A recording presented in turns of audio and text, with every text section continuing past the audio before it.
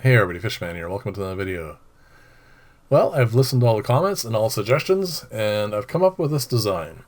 It is not the simplest filter, but it is a filter that only requires one tool. You don't need a lathe, you don't need a milling machine.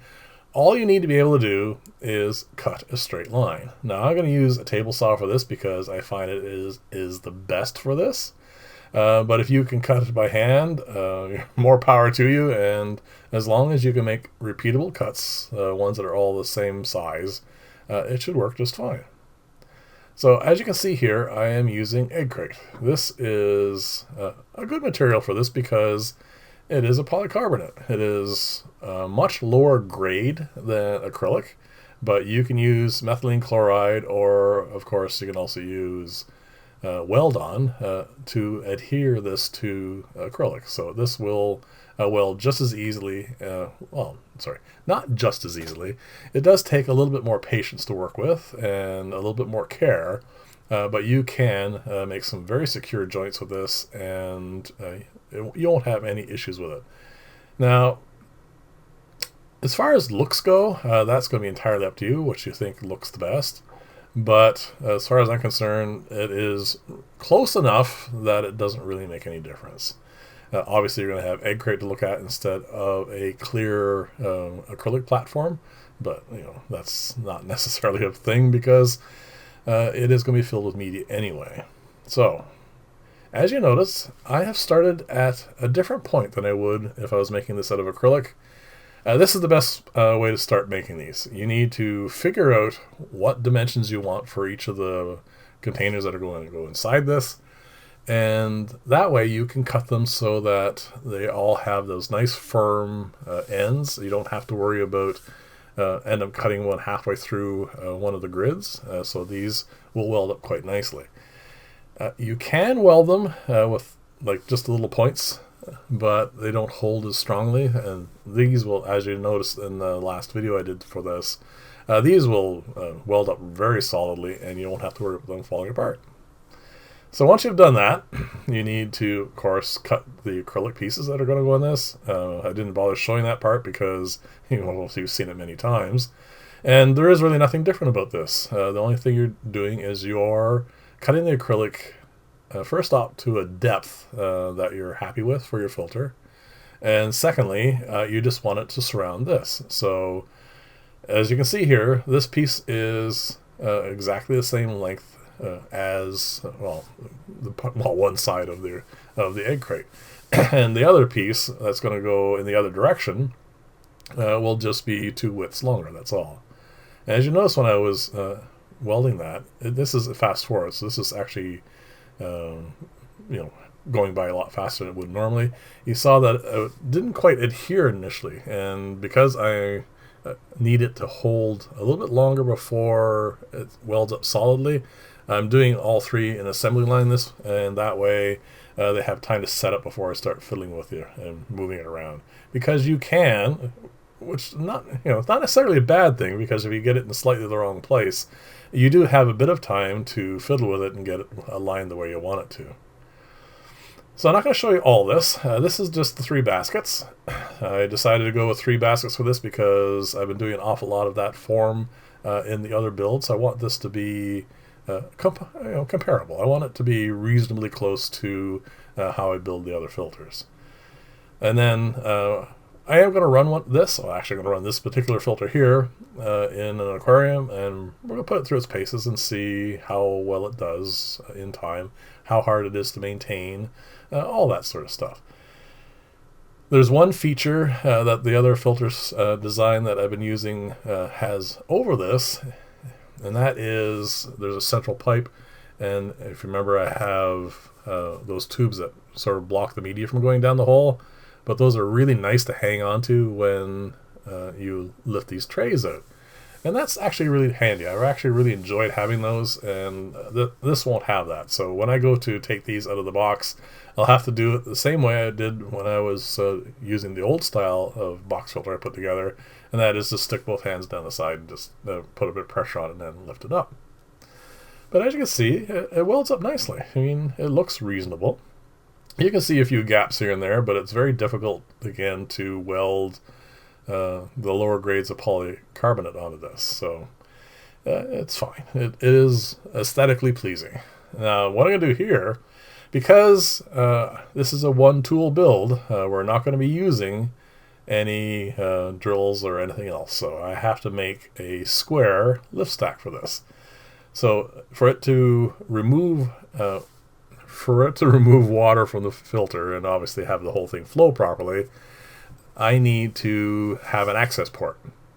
So what I'm doing here, this is the back end of the filter, and I am cutting a 1-inch wide by 1/2 inch tall square groove. And this is very straightforward and easy to do.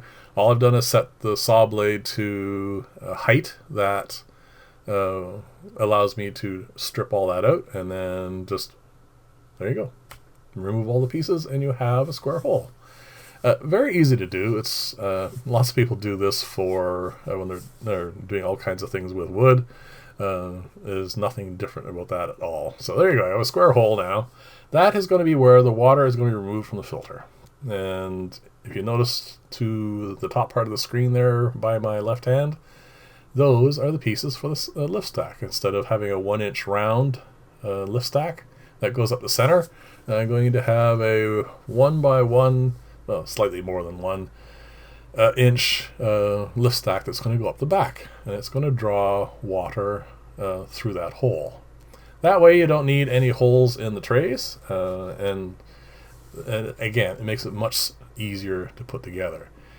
Now, you probably could figure out a way of having the lift stack go up the middle, but it'll be a lot more complicated, and it won't necessarily make it more efficient. Now, obviously, a filter stack going up the middle will draw water from all sides a bit better, but there's going to be a fair amount of flow through this. And again, I don't think it's going to make enough of a difference for this to be not as efficient as a central lift stack. It looks a little odd, I'll give you that, but again, it's not really that important. So here are all the pieces for this. Just a simple matter of welding up a trough, which is what this is going to be. Is this going to be a U-shaped long piece, and then I'm going to put a bottom on it, and that is going to get welded onto the back of the filter, and the hole, well, the bottom part, this part that is showing you right there, is going to be right where that 1/2 inch hole is you see at the top of the screen. So this is, like I said, this part here is very straightforward weld up, and cutting this is obviously straightforward as well. You just have to make sure that this piece is wide enough that it encompasses the hole and there aren't too much in the way of leaks. This is another filter build that doesn't actually require the necessity of being watertight. A little bit of leak here and there isn't going to make any difference for this build. So again, it makes it nice as a first project. So there you go. This is going to get welded on like that, and that will create the lift stack. And if you cut all your pieces properly, this just welds on really easily. And again, it's like I said, this is a one-tool build. It's very easy, and I suspect in the long run, very efficient. So there you go. I'm going to weld this on, and that is pretty much the entire build. The nice thing about this as well is you can, instead of using the rigid airline tubing that I use, you can just stick an air stone on the end of airline and just drop it down the big hole. Again, mostly I guess it depends on whether you have rigid airline tubing or the fact that you like smaller bubbles or anything along those lines. It's not really that important. I'm going to run it with a rigid airline because it's just what I have, and I don't really want to make it too much different than the other builds because, again, I want to do some comparisons between this and the others and see how this holds up long term. And that's, again, very straightforward, and that creates the solid end of the tube. Now, you see there's a little gap there on the top part of this, and that's easily filled by that one last piece of acrylic you see there. Sorry about this off-screen part, but I needed to have it sit flat while I welded that in place. So there you go. This is going to fit right here. And again, it is very easy to do. You just weld it like this. Now, one mistake I made doing this is I continued the weld, and I decided to weld that little seam right against the filter. And it wasn't necessary, but I did anyway. And you can see it right at the top of the screen there. There's a little bit of discoloring now because, well, it's very hard to weld a butt seam without it, having a little bit of excess methylene chloride going on either side of it. So you can see just a little bit of white there, which is really annoying. So these are 2 brackets, and I set them up so that they are 1/2 inch in height, so that the baskets will sit on top of this, leave a nice gap underneath, which is the other thing you need to do, because you can't have those baskets sit right on the bottom of the filter. There's no way that the bubbles and water flow is going to be able to draw water from underneath them. So that's a necessary aspect of this. But again, they're just tiny little pieces, easily cut on the saw, and then welded together and welded in place. So here you go. It's all done. Just some simple matter now of putting the trays in. Oh, one other thing, if you want a lid on this, it's not necessary in this particular case because I am putting a nice open pore sponge in here. But if you're going to use like polywool or something along those lines, cut a 4th one of these, and then as you can see here, because it is welded to that size, it easily just fits in. And you might have to do a little bit of sanding to get it to be a reasonable fit, but again, not very hard to do. So there you go. Slide them in, and if you've done all your measurements right, you now have a filter. Very, very straightforward, very easy to do. And again, 1 tool. No lathes, no milling machines, no nothing. And you can see the hole at the bottom there where the water is going to get drawn out from underneath the filter. And that's it. I'm going to fill this with media. I've decided in this particular case, because this is most likely going into a guppy rearing tank, I'm going to use coral instead of lava rock.